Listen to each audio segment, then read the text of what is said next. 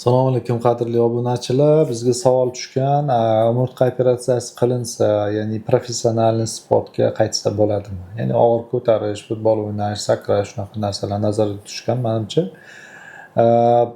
U sizni holatingizga bog'liq.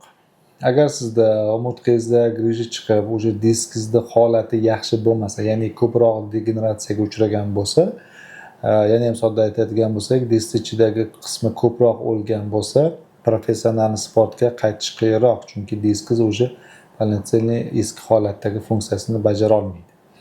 Agar sizda qisman funksiyasini yo'qotgan diskingiz bo'lsa, odatda 3 oydan keyin tiklanib keta oladi, ya'ni diskingizni ko'p qismi sog' holatda saqlansa.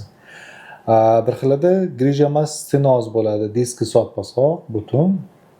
Faqat kanal torayib qolgan bo'ladi. Kanalni kengaytirib nervlar uchun joy yasab qo'ysa, chunki diski butun, sustavlari qolgan mushak, anaqa pay svязка deydi, svязкалari joyida qoladi. O'sha uchun ham bunaqa bemorlar 3 oydan keyin bemalol professional sportga qaytsa bo'ladi. Ba'zi bemorlarim bor mana, professional futbolda o'ynaydigan bemorlarim bor. Ya'ni operatsiyadan 2-3 oydan keyin professional qaytgan. Tosh ko'taruvchilar bor, shunaqa. Ya'ni boksyorlar bor. Operatsiya qilib berganman. Operatsiyadan keyin 3 oydan keyin o'sha eski hayot faoliyatiga qayta olgan demoqchiman. Ya'ni bu har bir inson uchun individualni, sizning holatingizdan kelib chiqib hal qilinadi.